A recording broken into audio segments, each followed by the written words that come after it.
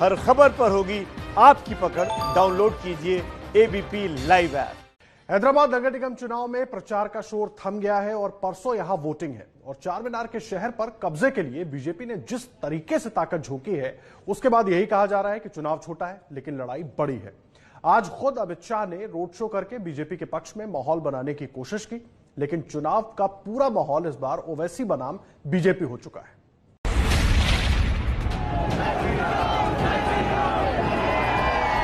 चार मीनार की चढ़ाई का ये रोड शो है।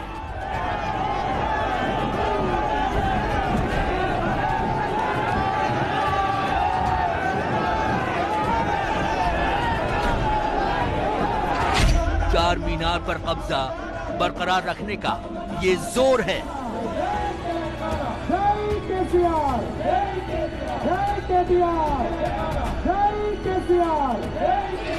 कोई बुरी बात नहीं, मगर नाम चेंज कर देंगे। चार मीनार के शहर में थम चुका चुनाव प्रचार का शोर है। तुमको ही चेंज कर देंगे। और इंशाअल्लाह ताला जो काम नहीं हुए हैं, जो काम ज़ेर तकमील है, इंशाअल्लाह उन कामों को भी मजलिस इत्तेहादुल मुस्लिमीन की नुमाइंदगी पर जरूर पूरा किया जाएगा।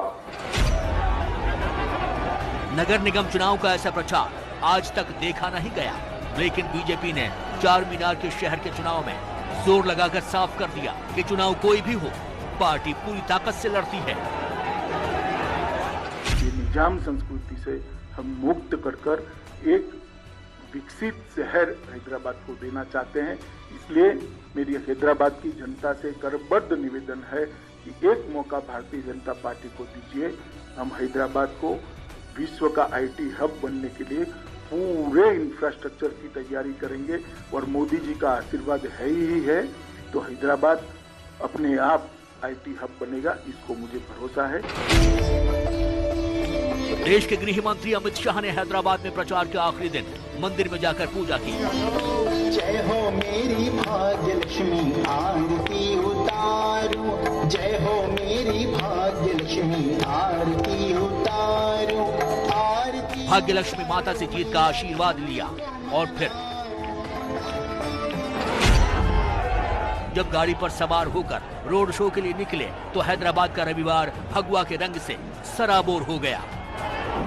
ये हैदराबाद है और हैदराबाद का ये सीताफल मंडी है जहाँ आप देख रहे हैं, जहाँ तक नजर जा रही है केवल भगवा कलर दिखाई पड़ रहा है और भगवा मैं दिखाई पड़ा। क्या सड़क, क्या दीवार, क्या लोग, हर तरफ केवल भगवा और भगवा। दरअसल भाजपा के पूर्व अध्यक्ष और देश के गृह मंत्री अमित शाह का रोड शो चल रहा है। पीछे उनका रोड शो, उनका रथ आ रहा है, लेकिन उससे पहले देखिए आप जहाँ तक सड़क जा रही है, जहाँ तक वारसीगुड़ा से लेके सीताफल मंडी तक लोग सड़कों पर हैं। भगवा मय हो चुका है हैदराबाद का ये सिकंदराबाद इलाका। चार मीनार की सत्ता पर चढ़ाई करने के लिए अमित शाह ने आखिरी दिन जोर लगाया तो एक दिन पहले योगी आदित्यनाथ ने माहौल को बनाया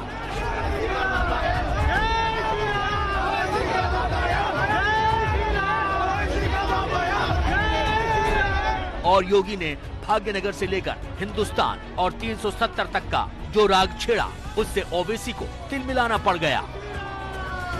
वो मुझसे पूछ रहे थे क्या हैदराबाद भाग्यनगर हो सकता है? मैंने कहा क्यों नहीं। उन्होंने कहा कैसे? हमने कहा देखिए, उत्तर प्रदेश में भारतीय जनता पार्टी की सरकार आई, हमने फैजाबाद को अयोध्या कर दिया, हमने इलाहाबाद को प्रयागराज कर दिया,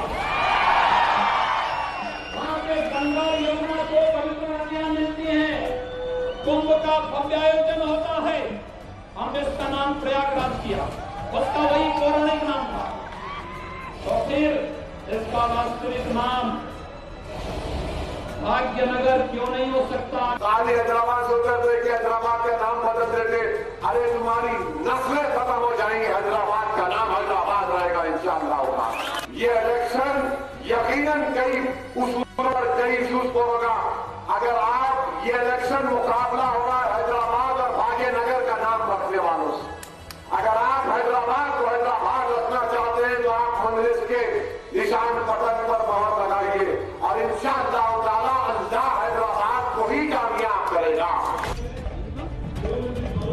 योगी और ओवैसी की इस टक्कर से थोड़ा और पीछे चलें तो बीजेपी के अध्यक्ष जेपी नड्डा ने भी 27 नवंबर को हैदराबाद की गलियों में बीजेपी के लिए माहौल बनाने की कोशिश की।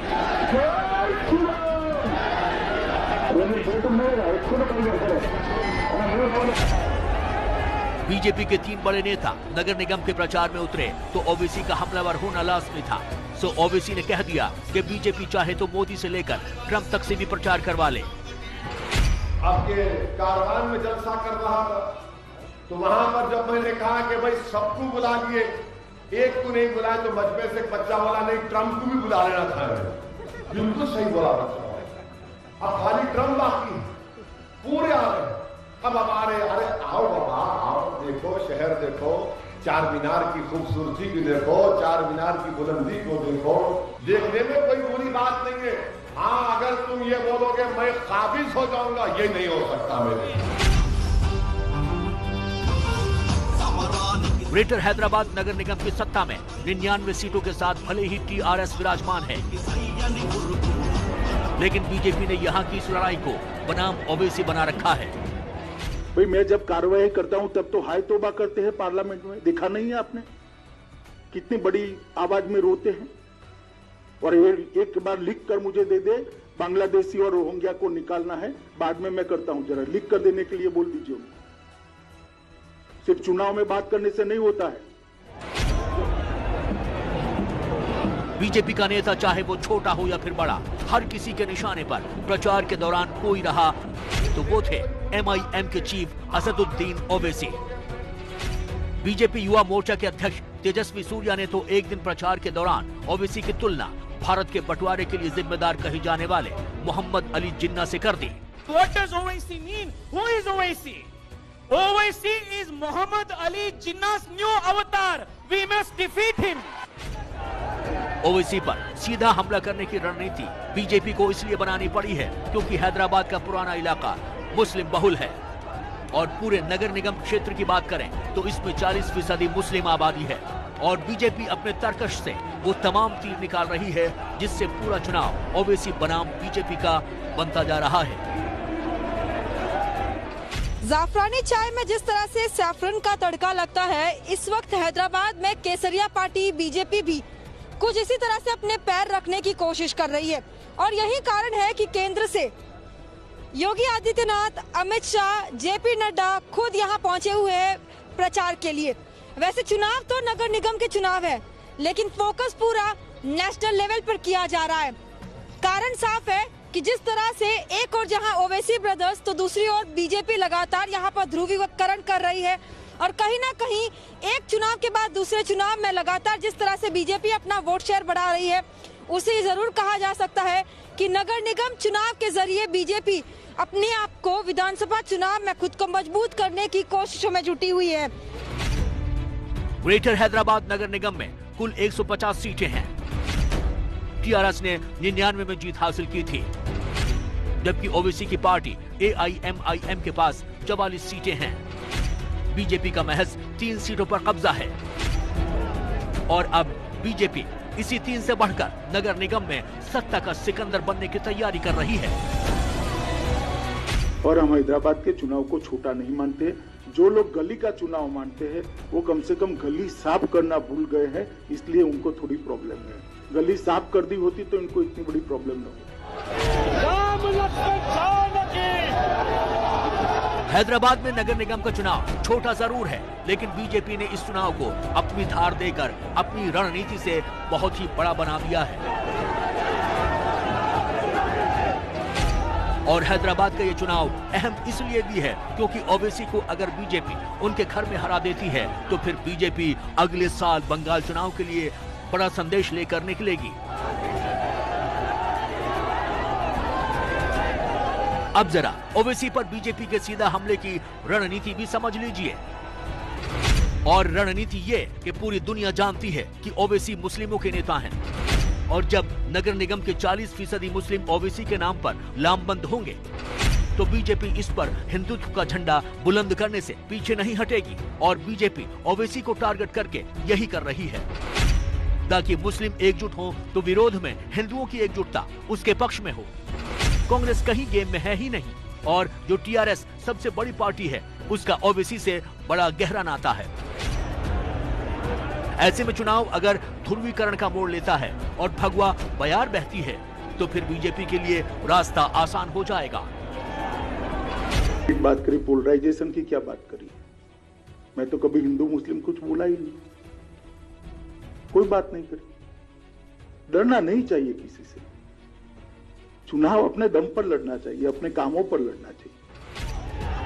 हैदराबाद में चुनाव 1 दिसंबर को होने हैं और 4 दिसंबर को वोटों की गिनती होगी और बीजेपी अगर सत्ता का सफर तय कर लेती है, तो फिर अगले साल दक्षिण में तो तमिलनाडु और पुदुचेरी के साथ पश्चिम बंगाल और असम में जो विधानसभा के चुनाव होने हैं, उस चुनाव में पार्टी के न सिर्फ हौसले बुलंद होंगे, बल्कि वोटों का समीकरण भी बदल जाएगा।